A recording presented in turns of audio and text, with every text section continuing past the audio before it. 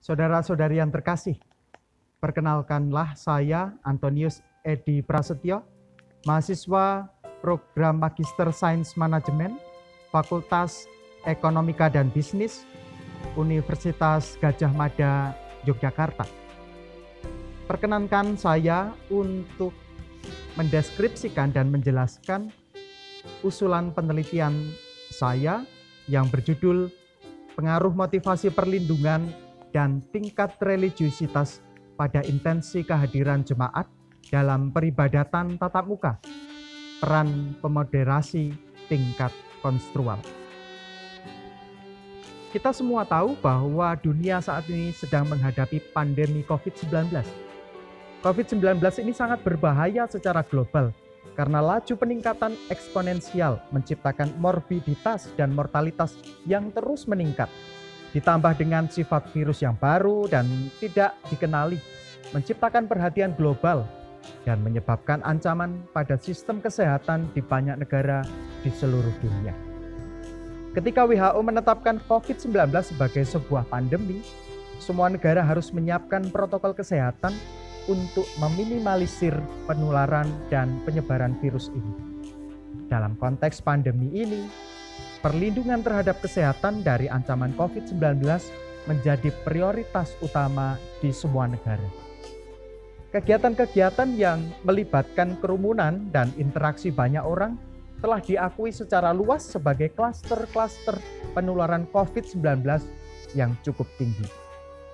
Hal ini dibuktikan dengan laporan-laporan yang menyebutkan bahwa tingkat penularan virus SARS-CoV-2 penyebab COVID-19 yang tinggi terjadi terutama di lingkungan rumah sakit, fasilitas perawatan jangka panjang, pertemuan-pertemuan keluarga, latihan paduan suara, dan berbagai kegiatan-kegiatan gereja. Pembatasan interaksi ini juga berpengaruh bagaimana orang melakukan kegiatan peribadatan di tempat-tempat ibadah secara langsung. Alasan utama untuk mengasumsikan bahwa kegiatan keagamaan berperan dalam penularan COVID-19 adalah karena berbagai agama membutuhkan aktivitas komunal untuk mengekspresikan nilai-nilai religiusitasnya.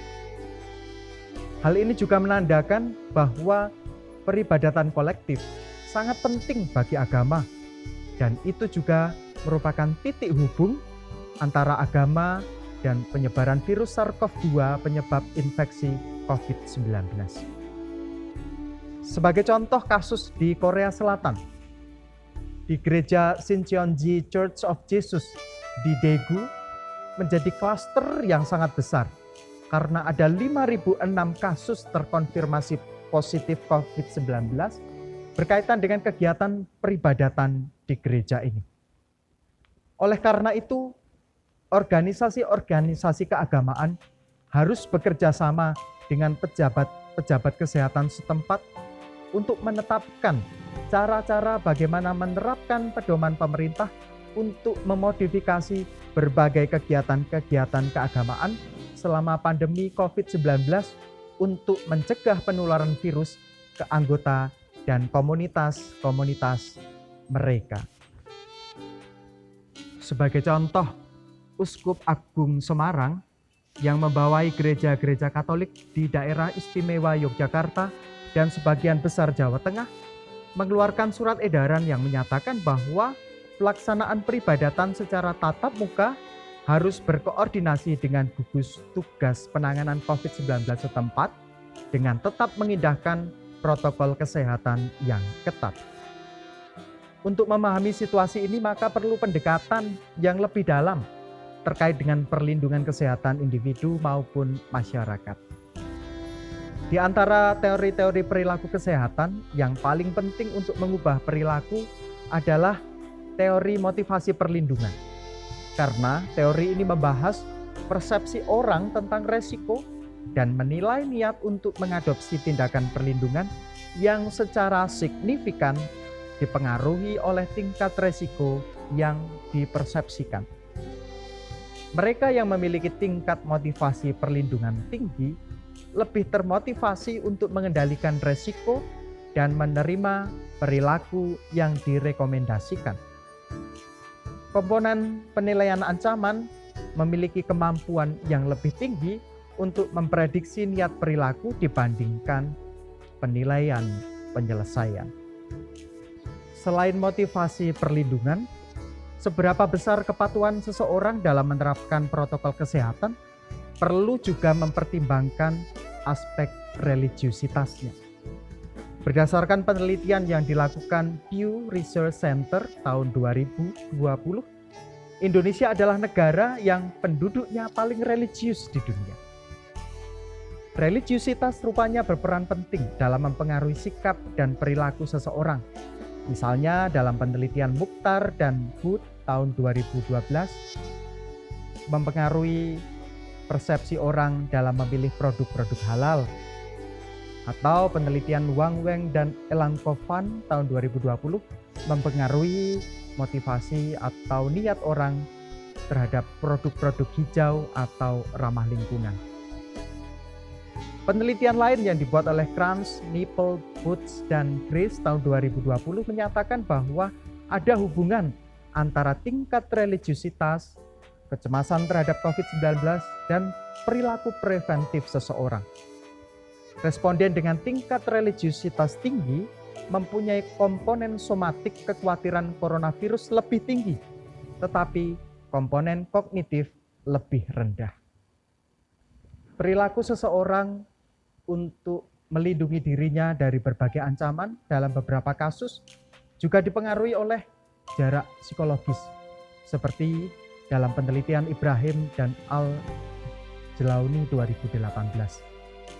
Penelitian Polonsky tahun 2011 dalam konteks lingkungan hidup menyatakan bahwa sampai batas tertentu, masalah lingkungan dianggap sebagai bagian dari masa depan dibandingkan masalah aktual saat ini, sehingga mengurangi kesadaran dan keharusan untuk segera mendapat perhatian. Contoh lain, ketika COVID-19 pertama diumumkan di Wuhan, China, banyak warga dunia termasuk Indonesia tidak terlalu memberi perhatian. Namun saat WHO menetapkan COVID-19 sebagai pandemi dan ditemukannya kasus pertama mulai muncul di Indonesia, kesadaran masyarakat Indonesia akan adanya ancaman terhadap kesehatan menjadi semakin nyata. Aspek jarak psikologis ini selama ini kurang diperhatikan dalam penelitian motivasi perlindungan di bidang kesehatan. Padahal menurut Thorpe dan Lieberman tahun 2010, keputusan-keputusan temporal sangat mempengaruhi tingkat konstruktual individu. Dari berbagai literatur yang ada, penggunaan teori motivasi perlindungan dalam perubahan perilaku individu dalam hidup keagamaan, terutama dalam era pandemi ini, belum dieksplorasi. Padahal, perubahan perilaku individu selama pandemi COVID-19, terutama dalam penerapan protokol kesehatan, itu sangat penting. Maka dalam penelitian ini, peneliti ingin berfokus pada intensi jemaat gereja Katolik yang mempertimbangkan untuk menghadiri kegiatan peribadatan tatap muka di gereja yang menerapkan protokol kesehatan yang cukup ketat. Dalam penelitian ini ada beberapa pertanyaan yang ingin dijawab sehingga dapat diuraikan secara lebih mendetail. Yang pertama adalah apakah tingkat motivasi perlindungan berpengaruh secara positif terhadap intensi kehadiran jemaat dalam peribadatan tatap muka.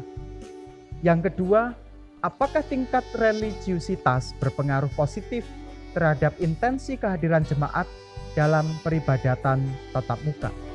Dan yang ketiga, apakah tingkat konstruktual memoderasi hubungan tingkat motivasi perlindungan dan tingkat religiusitas terhadap intensi kehadiran jemaat dalam peribadatan tatap muka.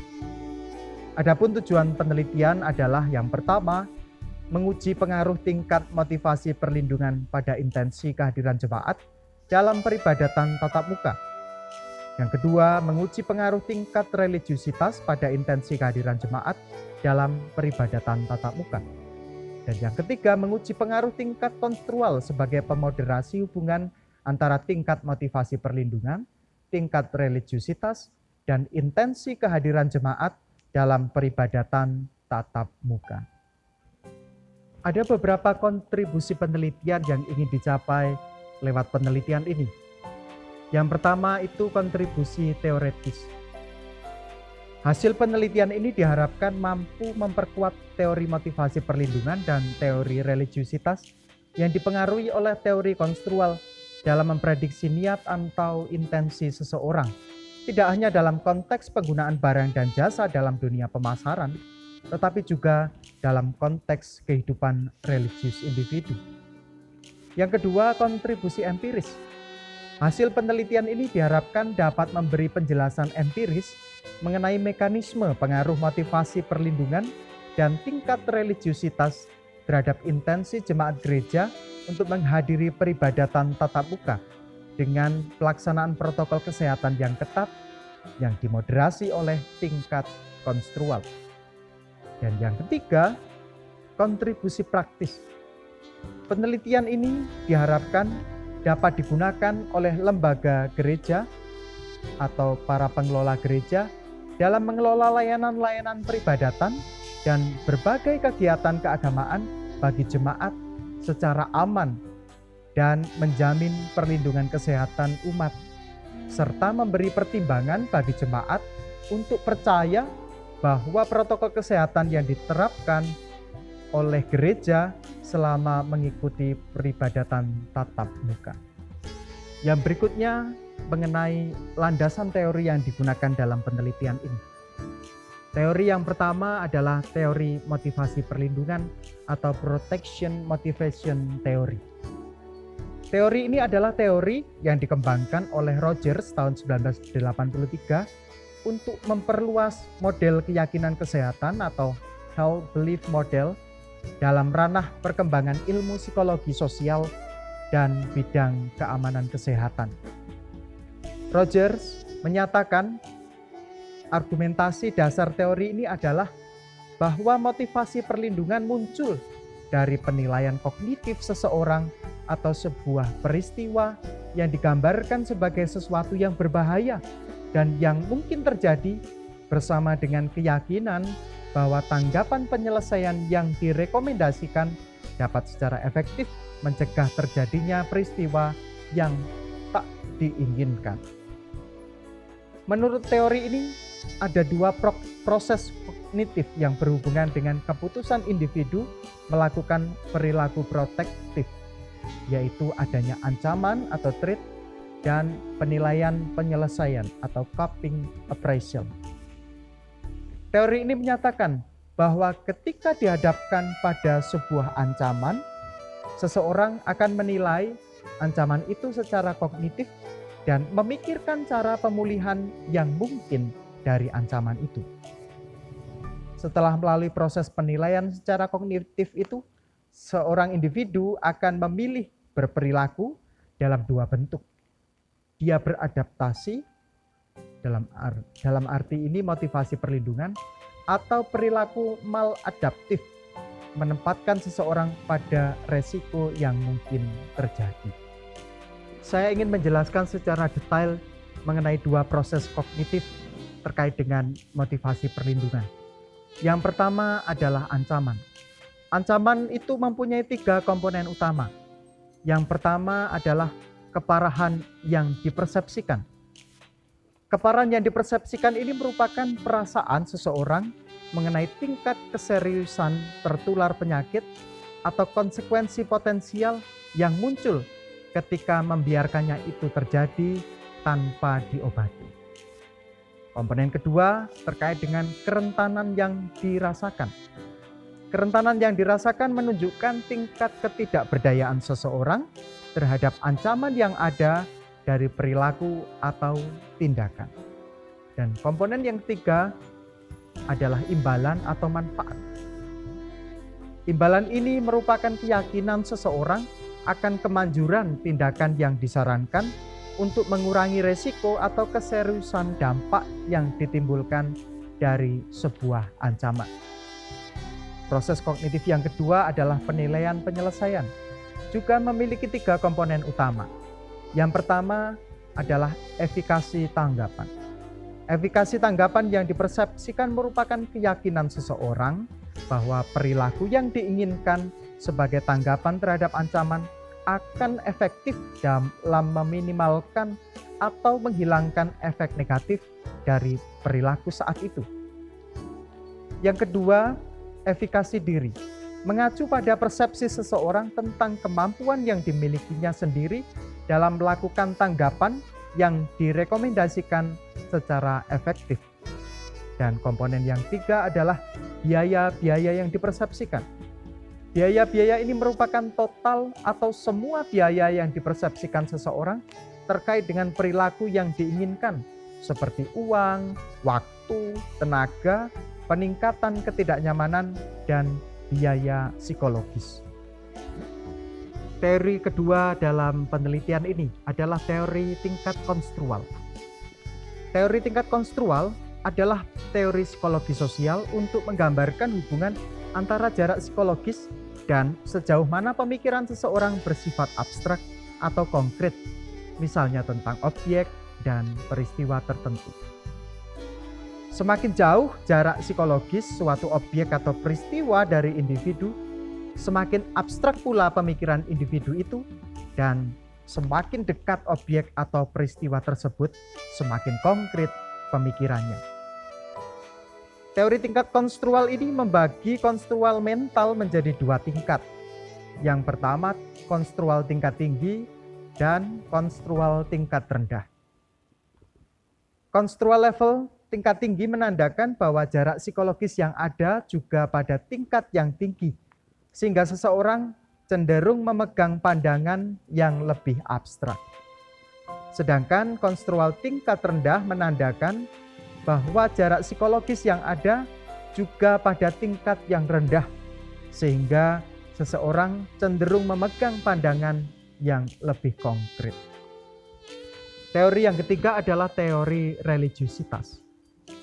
Menurut Cornwell et al. Tahun 1986, Barnett, Bass, dan Brown tahun 1996, religiusitas adalah kognisi yang berkaitan dengan pengetahuan agama dan keyakinan agama, afeksi yang berkaitan dengan keterikatan emosional atau perasaan emosional tentang agama, dan keperilakuan yang berkaitan dengan afiliasi gereja dan kehadiran, membaca Alkitab, dan berdoa. Religiusitas ini berperan penting dalam kehidupan manusia karena menurut Sabir 2010 mempertajam keyakinan, pengetahuan, dan sikap mereka.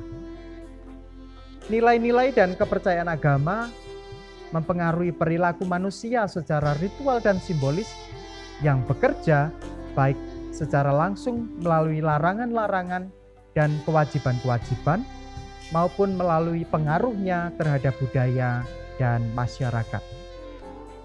Penelitian Moklis tahun 2009 menunjukkan bahwa tingkat religiusitas seseorang berpengaruh secara signifikan dalam orientasi pembelian seseorang.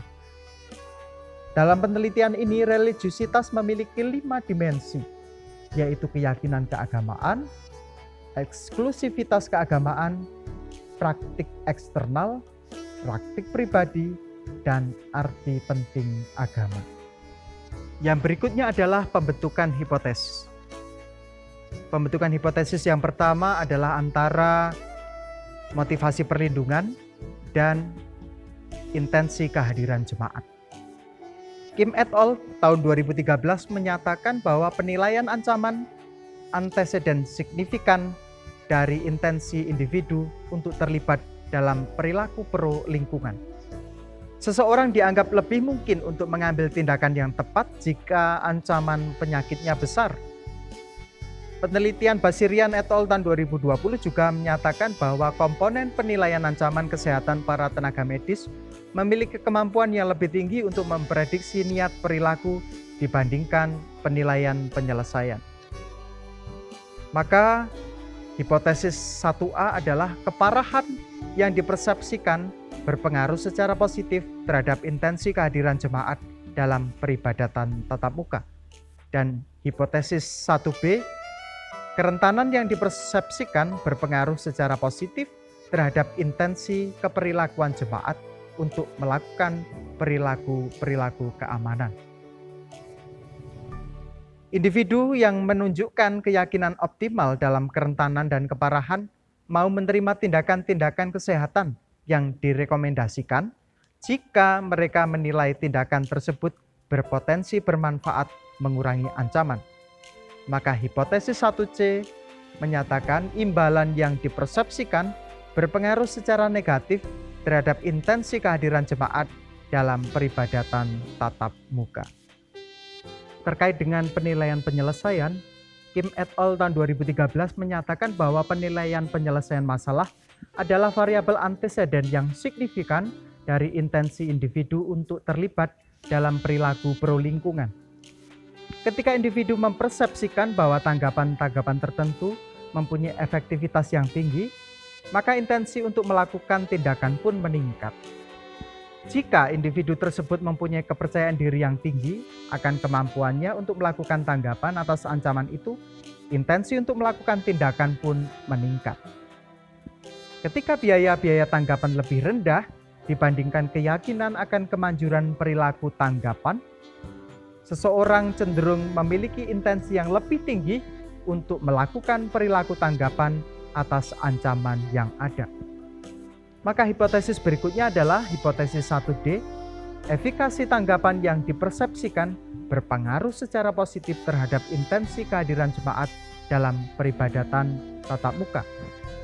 Hipotesis 1E, efikasi diri yang dipersepsikan berpengaruh secara positif terhadap intensi kehadiran jemaat dalam peribadatan tatap muka. Dan hipotesis 1F, biaya yang dipersepsikan berpengaruh secara negatif terhadap intensi kehadiran jemaat dalam peribadatan tatap muka.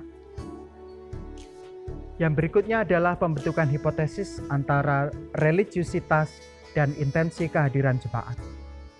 Kita tahu bahwa agama memainkan peran yang sangat penting dalam kehidupan pribadi seseorang karena mempertajam kepercayaan-kepercayaan, pengetahuan, berbagai sikap menurut Sabir 2010, dan berbagai perilaku seseorang menurut Kotler tahun 2000. Tingkat religiusitas seseorang melalui dimensi-dimensinya mempunyai pengaruh yang positif terhadap intensi kehadiran jemaat dalam peribadatan tatap muka. Maka hipotesis berikutnya adalah hipotesis 2A. Praktik eksternal mempunyai pengaruh positif terhadap intensi kehadiran jemaat. Hipotesis 2B, praktik pribadi mempunyai pengaruh positif terhadap intensi kehadiran jemaat. Dan hipotesis 2C, arti penting religius mempunyai pengaruh positif terhadap intensi kehadiran jemaat. Yang berikutnya adalah pembentukan hipotesis terkait dengan peran pemoderasi tingkat konstrual.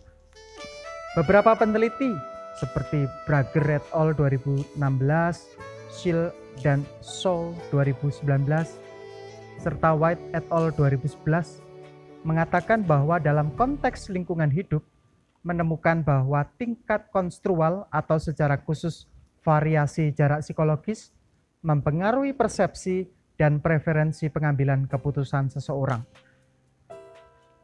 Selain itu, hasil penelitian Kratas dan Gurhan-Kanli tahun 2020 juga menunjukkan tingkat konstrual berperan dalam hubungan antara dimensi religius, yaitu seperti khotbah-khotbah, dan perilaku prososialitas, yaitu memberi donasi. Maka hipotesis berikutnya adalah hipotesis 3A, yang mengatakan pengaruh tingkat motivasi perlindungan pada intensi kehadiran jemaat dalam peribadatan tatap muka lebih kuat pada tingkat konstrual tinggi daripada tingkat konstrual rendah. Hipotesis 3B, pengaruh tingkat religiusitas pada intensi kehadiran jemaat dalam peribadatan tatap muka lebih kuat pada tingkat konstrual tinggi daripada tingkat konstrual rendah. Dari uraian-uraian di atas tadi, maka disusunlah sebuah model penelitian. Model penelitiannya seperti ini, dapat kita saksikan bagaimana hipotesis 1, hipotesis 2, hipotesis 3 tersusun berhubungan dengan teori-teori yang ada, yaitu teori motivasi perlindungan, teori tingkat konstrual, teori religius, yang berkaitan dengan intensi kehadiran jemaat. Yang berikutnya adalah metode penelitian.